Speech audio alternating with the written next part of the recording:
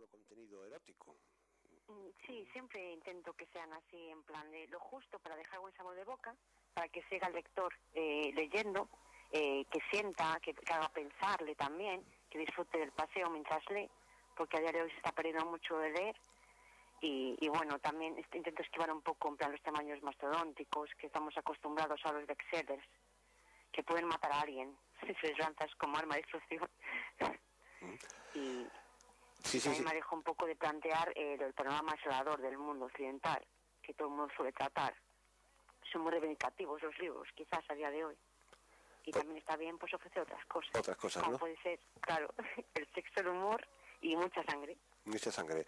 Porque tengo entendido que tu primera novela, corrígeme si me equivoco, verano de 2007 aparece tu primera novela, Serpiente, una novela, podríamos encuadrarla dentro de lo que es el estilo de novela negra, con unas pinceladas dantescas, ¿no? Decían los críticos a ese respecto, ¿no? Sí, porque no es muy explícita. Quizás los asesinatos y la trama es policíaca. Como me has dicho, la escribí en 2007 y luego tuve que posponer lo que es la publicación hasta el 2010. No encontraba editorial y luego también tuve problemas de salud y al final pues me casé con ECU, una coedición para empezar y así salió a la luz, la primera. Hablamos, Teresa, de tu primera novela, pero tienes publicado otras más, ¿no? Sí, luego después, en el verano del julio 2011, firmé con Ediciones Magama lo que viene siendo supuestamente la segunda novela, pero aún no salió ahora en diciembre por el sur de Andalucía y entonces no vio luz hasta diciembre. Y realmente mi segunda publicada, editada, sería Aldán las Rosas de la Noche, que esta fue una autoedición que hice en agosto del año pasado, 2012.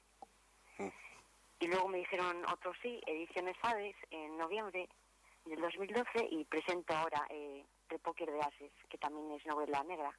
Repóquer de Ases, sí, es el género que más te manejas, ¿no? Ahí con sí, me encanta. Sí, es todo un género vampírico, ¿no? Como esa de Aldán y las Rosas de la Noche, ¿no? Sí, será vampírico. Sí, quise aparte dedicar un poco lo que era el rizo de literatura, sobre todo ese género que está ya muy masticado, pero quizás hice un vampiro diferente, porque para mí tenía muchos hándicaps la literatura de ese tipo de seres, porque realmente si no tienen pulso no debían tener elecciones, y hice un vampiro que realmente sí que se valiera de la sangre de la víctima, tuviera la elección y luego esa elección fuera la que le vampirizara.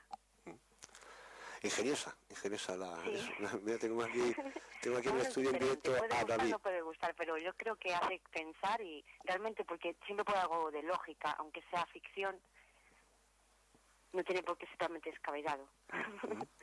Te decía, Teresa, que tengo aquí en el estudio en directo a David Agra. Hemos estado departiendo desde un partido, era representante de Escaños en Blanco, uno de los partidos de estos que luchan por poner un poco de orden en esta inquietud política. Tú de política no escribes, ¿no? No, para nada. No, ya te comenté, yo es que no solo tampoco tratar. Hay a lo mejor pequeñas reflexiones de lo que yo mejor pienso, quizás. Siempre se ha influenciado, ¿no? Lógicamente lo que escribes o hablas, pero yo es algo que me mantengo más o menos al margen. No suelo hablar de religión, quizás sí me meto bastante, pero política no. No te metes, ¿no? Pues aquí no. David se ha definido como... Por un poco la puntita. Por la puntita, ¿no? Muy poquito, ¿no? Sí. Yo soy muy precavida a veces. Hay veces que ya depende... Porque a veces que cobra vida. Estás escribiendo y... Pero no suelo hablar de política. Bueno, como tú trabajas mucho lo que es el género de la novela negra y ese género vampírico, y estando aquí David, que es un analista, él se ha definido como analista de realidades, las realidades tanto positivas como negativas, se define así, David, yo le preguntaría, ¿hay políticos vampiros? Porque sacarle la sangre no la sacan todos los días, pero ¿hay alguno que se demuestre que es vampiro? Sí, yo me iría más quizás a chupópteros más en plan monarquía y eso, quizás que ya políticos, que también les hay, por supuesto. Pero un poco más.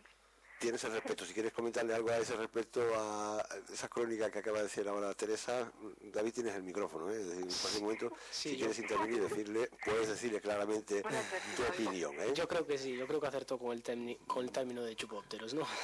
Tenemos mucho chupóptero suelto por por el país. Cuidado que ese término creo que está acuñado por un compañero de estos menesteres radiofónicos, que era el amigo Butalito. Era un término que usaba él mucho, ¿no? Chupóptero, lo usaba él continuamente, ¿no? Porque había ya la clase, no era clase política, era clase deportiva, pero también había mucho chupóptero, como decía él, en el mundo del deporte, ¿no? Teresa, pues decirle a los oyentes que vas a estar mañana aquí en directo en un programa de esta emisora, en un programa de área metropolitana. Ya departiremos contigo más abiertamente de ello. Un pequeño avance de lo que es Teresa Pardo dentro de lo que es la novela corta, como nos está un poco relatando, cargada con ese humor, por lo que estabas comentando, ¿no? Ese vampiro. Sí, creo que siempre, yo siempre procuro eso, cuando escribo intento que sea algo dinámico, fácil de leer, y meterle eso, aunque sea a lo mejor una escena muy encarnizada o algo muy muy crudo, siempre utilizar el sentido del humor, porque es una arma que yo creo que es necesaria Y mucho en esta época, porque si no hay, por lo menos reírnos con algo, ¿no? Una novela, porque la realidad no nos hace reír, ¿verdad, David? No, la verdad es que la realidad... Tú que eres analista de realidades, ¿la realidad nos hace reír o no?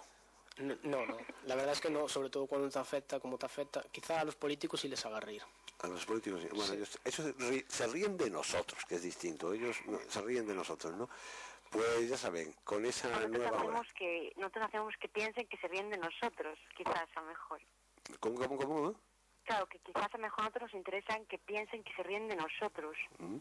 Pero la realidad es que se ríen, porque vamos, es que están... Sí, pero porque realmente quizás hemos adoptado un estado muy agéntico, el pueblo.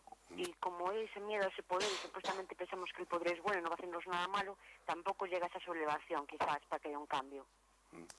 Pues habría que buscar ese punto de sublevación que estás comentando, ¿no? Porque llega un momento que por lo menos los bolsillos de muchos españoles dice basta. Hay gente que más de 1 millón de personas que no perciben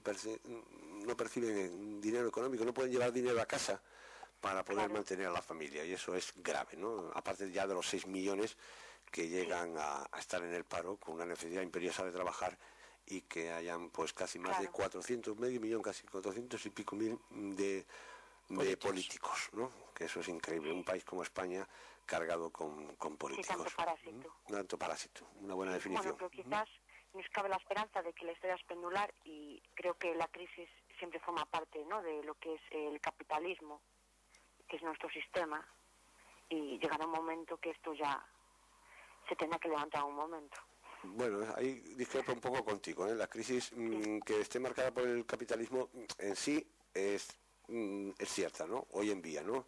Pero precisamente antes de mantener esta conversación contigo aquí en directo hablaba de un libro de un alemán, no sé si lo conoces, es un libro, no me acuerdo cómo inventé el libro, un alemán se llama... bueno, haces unas manías y pánicos precisamente sobre el tema de la crisis, es Kindelberger. Es eso. Y precisamente la primera gran crisis, me llamó la atención porque cuando estuve leyendo estos días, la primera gran crisis es la burbuja holandesa de los bulbos de tulipán. Es decir, tulipomanía. La tulipomanía, efectivamente. Sí. Y eso no era nada económico. Claro, eso simplemente era... burbuja inmobiliaria. ¿Qué? Aquí tuvimos la burbuja inmobiliaria. Aquí, bueno, tuvimos, pero es que eso es una crisis que fue a raíz de una cosa que no tenía... hombre, lógicamente económica era porque lo comprabas, pero era más un sentido de estatus social, una sin razón, como dices tú, porque vamos, un tulipán, la gente llegara a vender su propia casa para comprarse un tulipán, un bulbo, vamos, eso es increíble. Sí, no es equitativo realmente lo que estaban. Sí. Pues es curioso eso, ¿no? Hoy en día la crisis viene por otros puntos, vienen los bancos, la crisis de los pisos, mobiliarias, es decir, hoy en día siempre está por medio el... Sí, hay muchísimos fuegos, no solo es un foco.